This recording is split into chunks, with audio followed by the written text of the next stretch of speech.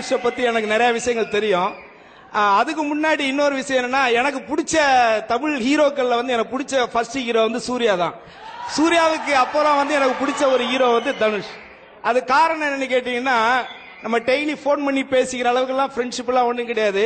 But இருந்தாலும் மனசுல பட்டது சொல்றேன். சூர்யாவை பொறுத்த வரைக்கும், தனுஷை பொறுத்த வரைக்கும் இது கம்பாரிசன்லாம் கிடையாது. பழகுறதுல உண்மை இருக்கு, அவ்வளவுதான். அவங்க பழகுறதுல உண்மை இருக்கு. அதுல ஒண்ணு போலி, அந்த காய் வைக்கிறது, புள்ளி வைக்கிறது, கோலம் போறதெல்லாம் கிடையாது. திருடா திருடின்னு ஒரு படத்துல தான் முதன்முறையா நான் வந்து தனுஷ் கூட நடிச்சேன். அந்த படத்துக்கு முன்னாடி அவங்க அண்ணன் டைரக்டர் செல்வராமன் சார் பண்ண படம் காதல் கொண்டேன் படம் அப்ப ரிலீஸ் ஆகல. அதுக்கு முன்னாடி நம்ம சமயபுரம் மாரியம்மன் கோயிலுக்கு வாசல்ல நாங்க 2 பேரும் அந்த ஒரு குவாலிஸ் கார்ல உட்கார்ந்து இருக்கும்போது, அதுக்கு முன்னாடி ஒரு 7-8 நாள் அங்க ஷூட்டிங் எடுத்துட்டு இருந்தாங்க. பட் அவங்க எந்த பிரச்சனையும் இல்லாம ரொம்ப நீட்டா படம் எடுத்துட்டு இருந்தாங்க. நம்ம அப்போ லொடுக்கு பாண்டியா வந்த டைம், அதனால எங்க போனாலும் லொடுக்கு பாண்டியன்னு ஒரு சின்ன ரெகக்னேஷன் கிடைச்சது. சோ அப்போ ஒரு இறங்கி போகும்போது என்கிட்ட கேட்டாரு, என்ன சார் நாங்க பாட்டு ஃப்ரீயா எடுத்துக்கிட்டு இருந்தோம், நீங்க வந்ததுல இருந்து ஒரே கூட்டமா இருக்குது, போலீஸ் எல்லாம் வர வேண்டியிருக்குது, லோக்கல் போலீஸ் எல்லாம் சொல்லியிருக்காங்கன்னு சொன்னாரு. இது மாதிரி என்னைக்கு சார் எனக்கெல்லாம் கூட்டம் வரும்னு கேட்டாரு. இன்னைக்கு இவ்வளவு கூட்டத்தை நீங்க சம்பாரிச்சுக்கிற பார்க்கும்போது உண்மையிலே எனக்கு ரொம்ப மகிழ்ச்சியா இருக்கு. இதுதான் ஒரு குழந்தைத்தனமா மனசுல இருக்கிறத ஓப்பனா பேசக்கூடியவங்க அப்படிங்கறதான் நான் சொன்னேன். பொல்லாதவன்ல வந்து சின்ன கேரக்டரா இருந்தாலும் கூட ரொம்ப சிறப்பான ஒரு கேரக்டரா அது எனக்கு அமைஞ்சுது. அதான் வழக்கமா எங்க அம்மா அப்பவே சொன்னிச்சு, இந்த மாதிரி பசங்க எல்லாம் சேராதான்னு சொன்னிச்சு. அண்ணா இது எப்படி தெரியுமா இருக்குது, அண்ணா நீங்க கேள அப்படின்னு கடைக்காரர் வந்து தண்ணியை ஊத்துற மாதிரி இருக்கும், சுடு தண்ணிய. இந்த இடத்துல வந்து டைரக்டர் வெற்றிமாறன் அப்போ அந்த படத்துல பாத்தீங்கன்னா அந்த நீ கேள அப்படிங்கிறது வந்து ஆக்சுவலி வேற ஒரு கேரக்டருக்கு அவர் வச்சிருந்தாரு. எனக்கு பின்னாடி அந்த ஆட்டோ ஓட்டுற குமார் கேரக்டர் தான் வச்சிருந்தாரு. நான் தான் அந்த நீ கேளங்கிறது வந்து ஒர்க் அவுட் ஆகும் வெற்றி, அது எதுக்கு இன்னொருத்தர் போட்டுக்கிட்டு நானே பண்ணிடுறேன்னு சொல்லி தான் கேட்டு வாங்கி பண்ணேன். நிச்சயமா அந்த காலகட்டங்களில் எனக்கு வந்து 3 வருடங்களுக்கு முன்னாடி பொல்லாதவனுக்கு அப்புறம் ஒரு பெரிய மரியாதை ரசிகர்கள் மத்தியில் ஒரு ரெகக்னேஷன் எனக்கு கிடைச்சது. அதனால இந்த நேரத்தில் அந்த ஒரு நல்ல வாய்ப்பை எனக்கு வழங்கியதற்காக வெற்றிமாறனுக்கும் ஹீரோ தனுஷ் அவர்களுக்கும் நன்றி தெரிவிச்சுக்கிறேன். இதை தாண்டி ப்ரொடியூசர் கதிரேசன் சாதாரண ஒரு டீ கடை வாசல்ல நின்ன காலத்திலிருந்து இன்னைக்கு உழைப்பால உண்மையா உழைச்சி அந்த 5 ஸ்டார் ஆடியோங்கிற கம்பெனி ஆரம்பிச்ச காலத்துல இருந்து எனக்கு தெரியும். அடிமட்டத்திலிருந்து வாழ்க்கையில உழைச்சி முன்னேறின மனிதர்கள் நீங்க பார்க்கணும் அப்படின்னு ஆசைப்பட்டீங்கன்னா அந்த பாக்குறதுக்கான தகுதி உள்ள ஒரு மனிதன் தான் கதிரேசன். நிச்சயமா அவருடைய உழைப்புக்கு கடவுளுடைய அருள் இருக்கும். அவர் நிச்சயமா மிகப்பெரிய வெற்றி அடைவாரு. வழக்கம் போல ஹீரோயினை பத்தி எல்லாமே சொல்லிட்டாங்க. அவங்களுக்கு தமிழ் தெரியாதுன்னு நினைக்கிறேன். அதனால இதனால சொல்லலாம். பட் இருந்தாலும் பக்கத்துல யாராவது போட்டு கொடுத்துருவாங்க, நமக்கு வம்பு வேணாம். பட் நல்லா இருக்கிறாங்க. she is looking very good. she is very tall, very charming, like you see. so அந்த மாதிரி இருக்காங்க. so அதனால நிச்சயமா அதை விட வந்து ஜிவி பிரகாஷ் இந்த ஆத்திங்கிற பாட்டு எக்ஸ்ட்ரானரி பாட்டு, நிச்சயமா இந்த ஆண்டினுடைய மிகப்பெரிய ஹிட்டான பாட்டு ஆடுகளத்தில் இருக்குது. அதை கம்போஸ் பண்ண ஜிவி பிரகாஷுக்கு என்னுடைய வாழ்த்துக்கள். அதுக்கப்புறம் இதனுடைய முக்கியமான கேமராமேன் வேல்ராஜ் அவர்களுக்கு வந்து என்னுடைய ஆத்மபூர்வமான வாழ்த்துக்கள். பொல்லாதவனுக்கு அப்புறம் அடுத்த கட்டத்துக்கு ஒரு கேமராமேனா அவர் போயிருக்காரு. அதனால நிச்சயமா ஒரு நல்ல உழைப்பாளிகள், நல்ல உண்மையா சினிமாவை நேசிக்கக்கூடியவங்க, இவங்க எல்லாரும் சேர்ந்து ரொம்ப சிறப்பா ரொம்ப ஹார்ட் ஒர்க் பண்ணிருக்காங்க.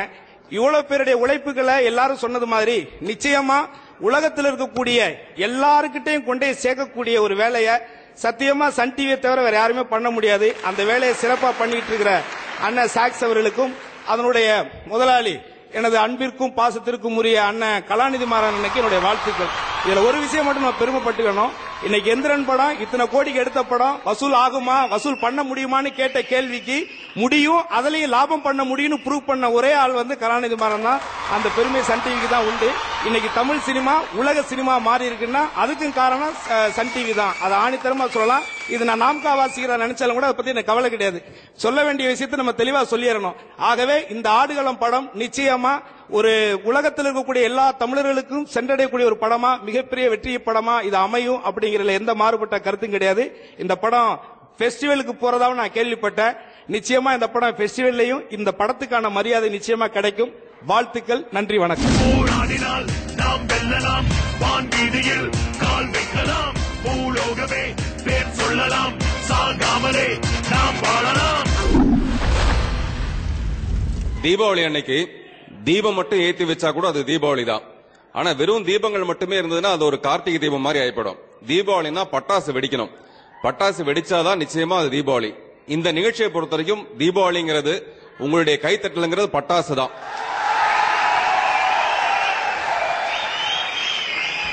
பொதுவா நான் வந்து எந்த ஃபங்க்ஷனுக்கு இந்த மாதிரி கூப்பிட்டாலும் போய் அந்த கதையும் தெரியாது, மண்ணாங்கட்டியும் தெரியாது.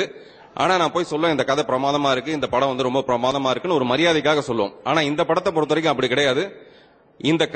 இந்த படத்தோட கதை எனக்கு நல்லா தெரியும். வெற்றிமாறன் ரொம்ப ஆரம்பத்திலே இந்த படத்தோட கதை சொன்னாரு. இந்த கதை வந்து ஒரு மண்ணாங்கட்டி.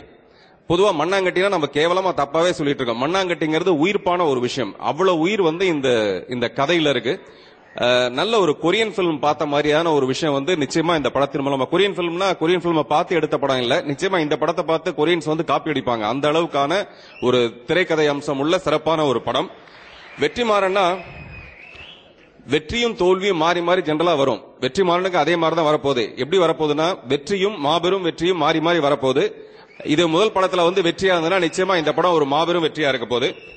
எல்லாத்தோட ஒரு முக்கியமான ஒரு ரகசியம், வெற்றிமாறன் கூடிய சீக்கிரமா ஹீரோ ஆயிடுவாருங்கிற நம்பிக்கை எனக்கு இருக்கு. ஏன்னா இது வரைக்கும் இப்ப டைரக்டர்ஸ் எல்லாருமே பாத்தீங்கன்னா மெதுவா அப்படியே ஹீரோ ஆயிட்டே இருக்காங்க. அதுக்கு முக்கியமான காரணம் அவர் என்னுடைய கலர்ல சிவப்பா இருக்காரு, என்ன மாதிரி சிவப்பா இருக்காரு. என்னை விட அழகான தலைமுடி சுருளா இருக்கு, வாய்ஸ் நல்லா இருக்கு, அவர் கதை சொல்றதும் அழகா இருக்கு, அவர் நடிக்கிறதும் அழகா இருக்கு. அதனால நிச்சயமா அவர் ஹீரோ ஆயிடுவாருங்கிற நம்பிக்கை எனக்கு இருக்கு. என்னால முடிஞ்சது ஏதோ பத்த வச்சிட்டேன். தனுஷோட வேட்டியும் சட்டையும் மட்டும் பட்டு இல்ல, உண்மையிலேயே அவருடைய மனசும் பட்டுதான். எந்த கதை எடுத்தாலும் தன்னுடைய வசதிக்கு தகுந்த மாதிரி அந்த களத்தை மாத்திக்கிற ஒரு சக்தி உள்ளவர். அதுவும் இல்லாம அந்த ஆடுகளம்ங்கிறது வந்து அவருடைய ஓன் பிச் மாதிரி. அநேகமா பிச்சு உதறுவார் நான் நினைக்கிறேன். அவருக்கு என்னுடைய மனப்பூர்வமான வாழ்த்துக்கள். எனக்கு ஜாதகப்படி நான் வந்து தனுசு ராசி, ஆனா ரசனைப்படி நான் தனுஷோட ரசிகன் சொல்லலாம் உங்களை மாதிரி. தனுஷுக்கு வந்து எல்லா டைரக்ஷன்லயும் வெற்றி இருக்கு. கூடிய சீக்கிரத்துல டைரக்ஷன்ல கூட அவருக்கு வெற்றி இருக்குங்கிறது என்னுடைய நம்பிக்கை. அனைவருக்கும் நன்றி, வாழ்த்துக்கள். அந்த மதுரை ஒரு புழுதியில வந்துட்டு ஒரு இயக்குனர் ஆகட்டும், ஒரு ஹீரோ ஆகட்டும், இவ்வளவு ஹார்ட் ஒர்க் பண்ணி இது வரைக்கும் ஒரு படம் வந்த மாதிரி எனக்கு தெரியல. ஒரு 2.5 வருடம் அவ்வளோ ஒரு கஷ்டப்பட்டு உழைச்சிருக்காங்க வந்துட்டு. அந்த உழைப்பு கண்டிப்பா இப்போ ட்ரெய்லர்லாம் பார்த்தோம் வந்து ரொம்ப பிரமாதமா இருந்துச்சு வந்துட்டு. பிளஸ் எங்க வீட்டில் ஒரு தம்பியா பார்த்த ஒருத்தர் வந்து வெளியில இவ்வளோ பெருமையா பார்க்கறதுக்கு வந்து ரொம்ப ரொம்ப ரொம்ப சந்தோஷமா இருக்கு. ஒரு பெத்தவங்க எப்படி ஃபீல் பண்ணுவாங்களோ அப்படிதான் நான் ஃபீல் பண்ண முடியும். ஸோ அதுக்கு காரணமான எல்லா இயக்குநர்களுக்கும் நான் கடமைப்பட்டிருக்கேன் வந்துட்டு. பர்டிகுலர்லி வெற்றிமாறன் பொல்லாதவன்ல ஒரு புதுவிதமான தனுஷ் வந்து பார்த்தோம். ஃபர்ஸ்ட் டைம் ஒரு 6 packs. It was a phenomenal experience. என்னால நம்ப முடியல. நானே போய் கேட்டேன், இது ஏதாவது கிராபிக்ஸ் இருக்கா? அப்புறம் தனுஷ் என்னால திறந்து காமிச்சார், வேணுமா பாத்துக்கோ எனக்கு. அதே மாதிரி இப்போ பார்க்கும்போது என்னுடைய படங்கள்ல பாக்குற தனுஷோட இது மிக பிரமாதமா இருக்கு வந்துட்டு. அதுக்கு வெற்றிமாறனுக்கு ரொம்ப தேங்க்ஸ். பிளஸ் யார் யார் இருக்கணுமோ அவங்களாம் இருந்தா வெற்றின்னு ஒன்று இருக்கு, அதுல எல்லாரும் இருக்காங்க வந்து. அதுல சன் பிக்சர்ஸ் வெரி இம்பார்ட்டன்ட் வந்து. தமிழ்நாட்டுக்கு வந்து எப்படி ஒரு படம் ப்ரொமோட் பண்ணணும், எப்படி வந்துட்டு கரெக்டா கொண்டு போய் சேர்க்கணும் மக்கள் கிட்ட, இதெல்லாம் வந்து நிறைய கத்து கொடுத்தாங்க வந்துட்டு. So I wish all the best for the whole team. Sun Pictures Thiru Kalanithi Maran வழக்கம் ஆடுகளம். இந்த படத்துல நிறைய பாடல்கள் இருக்கு. இதுல வந்து ஒரு ஃபோக் சாங் ஒன்னு இருக்கு. அந்த ஃபோக் சாங்குக்காக நம்ம தனுஷ் வந்து ஸ்பெஷலா வந்து ஆடி இருக்காரு அப்படின்னு படத்தோட இயக்குனர் திரு வெற்றிமாறன் சொன்னாரு. சொல்லால உசிரெடுத்து வச்சுக்கிட்டார கண்ணால என தின்னாடா பச்சை தண்ணி போல் அட சொம்புக்குள்ள ஊத்தி வச்சு நித்தம் குடிச்சு என பொண்ணாடா என் பொட்ட காட்டுல ஆரம் கட்டி மழை பெஞ்சு யாரும். அந்த பாடல எழுதினவர் திரு ஏகாதசி. இந்த படத்துக்கு இசையமைப்பாளர் திரு ஜி.வி. பிரகாஷ் அவர்கள். இன்னும் சொல்ல போனா முதல் முறையா ஜி.வி. பிரகாஷ் ஒரு ஃபோக் சம்பந்தப்பட்ட ஒரு கிராமிய பாடலை இந்த படத்துல முழுமையா கொடுத்திருக்காரு அப்படின்னு பெருமையோட சந்தோஷத்தோட சொல்லிக்கிறார் வெற்றிமாறன். அந்த பாடலை பாடி படத்துல நம்ம கேட்கும்போது ரசிக்கிற மாதிரி பண்ணது திரு வேல்முருகன் அவர்கள். அந்த பாடல் இப்பொழுது இங்கு நமக்காக.